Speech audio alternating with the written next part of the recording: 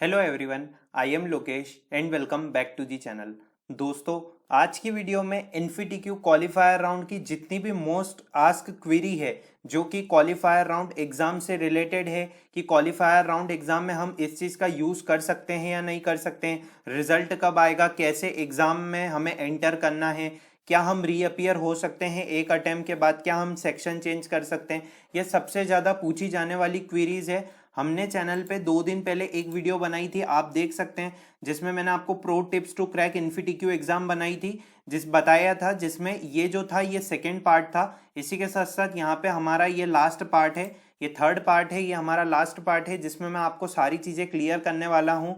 तो आज की इस वीडियो में हमारे 7 पॉइंट बहुत ही इंपॉर्टेंट है जो कि एनफीटीक्यू एग्जाम से रिलेटेड हैं। तो बिना देरी करे वीडियो को स्टार्ट करते हैं। वीडियो ज़्यादा लंबी नहीं होगी क्योंकि वीडियो में हमें इंपॉर्टेंट पॉइंट को समझना है और जल्दी से जल्दी कवर करना है।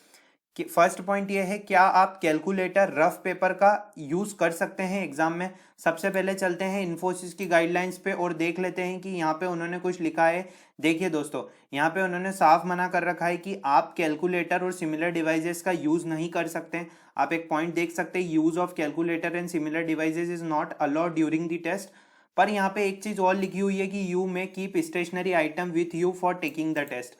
आपको एक चीज बताना चाहता हूं, आप रफ पेपर का यूज कर सकते हैं क्योंकि वहां पे जब भी आपको क्वेश्चन सॉल्व करना पड़ेंगे तो आपको रफ पेपर का यूज करना पड़ेगा। तो दोस्तों एक चीज बताना चाहता हूं, यहाँ पे ऐसी कोई टेंशन लेने की जरूरत नहीं है कि आप रफ पेपर पे सॉल्व करेंगे तो क्या होगा कि आपका जो फेस रहेगा वो नीचे जाएगा और आप डिस्क्वालीफाई हो जाएंगे। देखिए दोस्तों, आप यहाँ पे गाइडलाइंस को जो है वो फॉलो करिए, मतलब आपका जो कैमरा रहेगा उसमें आप बिल्कुल सीधे रखिए और आप अपनी जो आप लिख रहे हैं, जैसे आप क्वेश्चन सॉल्व कर रहे हैं तो पर्टिकुलर क्वेश्चन सॉल्व कर दीजिए और उसके बाद आप पूरी जो है गाइडलाइंस को फॉलो कीजिए। मीन्स कैमरे से स्क्रीन को नहीं छोड़ना है, मतलब कैमरे की जो स्क्रीन है वहां से सामने नहीं हटना है, कोई भी पर्सन नहीं आना चाहिए। आप अपना क्वेश्चन सॉल्व कीजिए आराम से, कोई दिक्कत नहीं है। इसी के साथ साथ गाइडलाइंस का आपको हमेशा ध्यान रखना है, ये बहुत जरूरी है इन्फोसिस सर्टिफिकेशन एग्जाम में। तो आप रफ पेपर का यूज कर सकते हैं क्योंकि आई थिंक मैंने भी मेरे टाइम रफ पेपर का तो यूज किया था। एप्टीट्यूड क्वेश्चंस हो गए या चाहे प्रोग्रामिंग क्वेश्चंस की बात करूं, हमें सॉल्व तो करना पड़ता है, तो एक्चुअली में हम उसका यूज कर सकते हैं, बस कैलकुलेटर और उनका यूज नहीं कर सकते। उन्होंने यहाँ पे पहले ही लिख रखा है कि आप अपने स्टेशनरी आइटम आपके साथ रख सकते हैं टेस्ट को देने के लिए, ठीक है। तो स्टेशनरी आइटम से आप रफ पेपर का यूज कर सकते हैं, क्वेश्चन सॉल्व कीजिए बस और गाइडलाइंस को फॉलो कीजिए। सेकेंड पॉइंट है exam in video mode, how to enter into test. एक चीज बता दूं, एग्जाम वीडियो मोड में ही रहेगी, कुछ नहीं, एक लिंक आएगी, आपको पिछली वाली वीडियो में बताई थी कि एक लिंक आती है, लिंक से आपको वो लिंक पे जाना पड़ता है। सबसे पहले वहां पे क्या होता है दोस्तों, आपको अपनी आईडी साइन इन और आईडी और पासवर्ड डालना पड़ता है, सिस्टम चेक भी होता है। तो वो आईडी पासवर्ड जब आप एंटर करते हैं तो आईडी पासवर्ड रजिस्ट्रेशन डिटेल्स के साथ ही आते हैं। क्वालिफायर राउंड का जब आपको मेल आएगा, अभी एक मेल आया था गाइडलाइंस का, तो उसमें बताया गया था कि 48 आवर्स में आपको आ जाएगा मेल।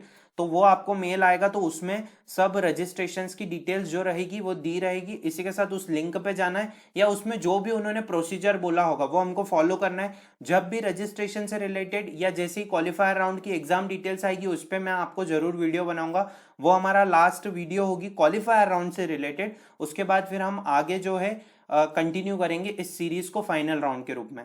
अब थर्ड पॉइंट ये रहता है कि what about results on same day. अब मैं आपको एक चीज बताना चाहता हूँ, क्या रिजल्ट सेम डे पे रिलीज हो जाते हैं। काफी सारे ब्लॉग्स पे मैंने ये पढ़ा हुआ है क्योंकि वहां पे अभी तक अपडेट नहीं हुआ है कि इन्फोसिस सर्टिफिकेशन जब 2020 में स्टार्ट हुआ था तो क्या हुआ था कि सिर्फ वहां पे एक ही राउंड होता था जिसको फाइनल राउंड बोलते थे। उस राउंड का कुछ नाम ही नहीं था, वहां पे सिर्फ प्रोग्रामिंग क्वेश्चन और एमसीक्यू रहते थे, आपको वो सॉल्व करने। 65% बनाते तो Infosys certified software programmer.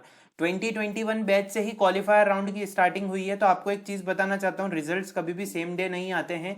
Results आने में 5 से 10 दिन का टाइम लगता है, 5 से 8 दिन के दिन रिजल्ट्स आ सकते हैं, या इन्फोसिस की कम्युनिकेशन टीम के बेसिस पे डिपेंड रहता है कि वो रिजल्ट्स कब देते हैं। पर जनरली जो 10 to 15 डेज में रिजल्ट आ जाते हैं। मेरा भी result 10 to 15 days 5 to 10 days में आ गया था और रिजल्ट आपको आपकी मेल आईडी पे पता चल जाएंगे, सिलेक्शन रिजेक्शन अपडेट दोनों पता चलते हैं। फोर्थ पॉइंट है malpractice browser tab changes disqualify. एक चीज बताना चाहता हूं, जब भी आप अपना टेस्ट स्टार्ट करेंगे तो ब्राउजर की जो टैब रहेगी मतलब पूरी फुल स्क्रीन मोड में चला जाएगा टेस्ट। याद रखिएगा विंडो की मत दबाइएगा, टेस्ट से डायरेक्ट बाहर आएंगे मतलब स्क्रीन छोटी हो जाएगी, मिनिमाइज हो जाएगी और दिक्कत हो सकती है, वहां पे वार्निंग शो हो जाएगी। इसलिए आपको ध्यान रखना है, बिल्कुल आपको बस अपना टेस्ट अच्छे से देना है, ये चीज ध्यान रखिएगा। फिफ्थ पॉइंट है can I reappear after first attempt. काफी सारे कैंडिडेट्स एक ही डाउट पूछ रहे हैं कि हमारी जो प्रिपरेशन है वो इतनी अच्छी नहीं है, अभी हम अभी बैठ जाते हैं फिर फोर्थ ईयर में वापस दे देंगे। एक चीज क्लियर करना चाहता हूं, हमेशा इन्फोसिस जैसे मान लीजिए आप 2022 पास आउट है तो आपके लिए ये exam third year sixth same में हो रही है, तो जो आगे बैच आएगी 2023 उनके लिए भी सिक्स्थ सेम में ही होगी, क्योंकि हर साल इन्फोसिस हमेशा एक सेम पहले एग्जाम करवाते हैं चाहे आप पास आउट अगले साल हो रहे हो। 2022 बैच के लिए करंटली अभी ये फर्स्ट अटेम्प्ट में आप अपनी जितनी अच्छी तैयारी हो सकती है 2 दिन में 1 दिन में आप अपनी अच्छी तैयारी कीजिए और अच्छे से प्रिपेयर कीजिए, अटेम्प्ट दीजिए। इसी के साथ साथ आपको पूरे अच्छे से अटेम्प्ट देना है। आपका ये फर्स्ट अटेम्प्ट है और करंटली अभी यहाँ पे एक ही अटेम्प्ट है क्वालिफायर राउंड से इन्फोसिस एग्जाम से रिलेटेड। सिक्स्थ पॉइंट है can I change section from one two other. मतलब कैंडिडेट्स ये पूछ रहे हैं, काफी सारे डाउट्स पूछ रहे हैं कि हमने सर जैसे टेस्ट स्टार्ट कर दिया तो वहां पे 3 सेक्शन रहेंगे, एक प्रोग्रामिंग का, एक डीबीएमएस का, एक एप्टीट्यूड का, तो क्या हम किसी सेक्शन पे जा सकते हैं कि ऐसा नहीं है पर्टिकुलर कि हमको शुरुआत के 20 मिनट में एक सेक्शन को सॉल्व करना है फिर नहीं, कोई दिक्कत नहीं है, 1 आवर है, किसी भी सेक्शन पे जा सकते हैं, कहीं से भी स्टार्ट कर सकते हैं। मैंने खुद ने एग्जाम दी है, मुझे पता है कि किसी भी सेक्शन पे जा सकते हैं और एग्जाम को आप स्टार्ट कर सकते हैं और क्वेश्चंस को सॉल्व कर सकते हैं। वीडियो देखिए टाइम स्लॉट वाली, जो प्रो टिप्स बताई थी उसमें आपको बताया था मैंने कि आप क्वेश्चन को कैसे डिवाइड कर सकते हैं, जो पर्टिकुलर पार्ट्स हैं उनको कैसे डिवाइड कर सकते हैं और क्वेश्चन को आसानी से सॉल्व कर सकते हैं। Revision of all topic, revision of all topic से जाने के पहले मैं आपको एक चीज बताना चाहता हूं कि यहाँ पे एक चीज देखिएगा कि do not switch out of the test screen to another window, it violate the code of conduct for the test. आपको 15 मिनट पहले लॉग इन करना है, 15 मिनट में लॉग इन करना है from start of the test slot as the log in window will remain open for 15 minutes. एक चीज बता दूं, 15 मिनट के लिए ही लॉग इन विंडो ओपन रहेगी। इसलिए जैसे मान लीजिए टेस्ट 11 AM पे स्टार्ट हो रहा है, वैसे टाइम 9 AM है, पर अगर 11 AM पे स्टार्ट हो रहा है, एक एग्जाम्पल ले लेते हैं, तो आपको लॉग इन करना है टेस्ट लेटेस्ट बाय 11:15। अगर आपने लॉग इन विंडो छोड़ दी, मिस कर दी, तो आप टेस्ट नहीं दे पाएंगे और इन्फोसिस एक्सेम्पशन इस रिगार्ड में कंसीडर नहीं करेंगे। बिहेवियरल गाइडलाइंस का आपको बता दूं, यहाँ पे आपको कुछ भी कम्युनिकेट नहीं करना है, वीडियो फ्रेम को छोड़ना नहीं है, हेडफोन ईयरफोन किसी भी टाइप का एक्सटर्नल ऑडियो इक्विपमेंट को यूज नहीं करना है, dress through as you are in public sitting. इसी के साथ पूरा टेस्ट जो है वो कैमरा प्रोटेक्टेड रहेगा, आप वीडियो पे रहेंगे और इंश्योर करना है आपको ये सारी चीजें, ठीक है।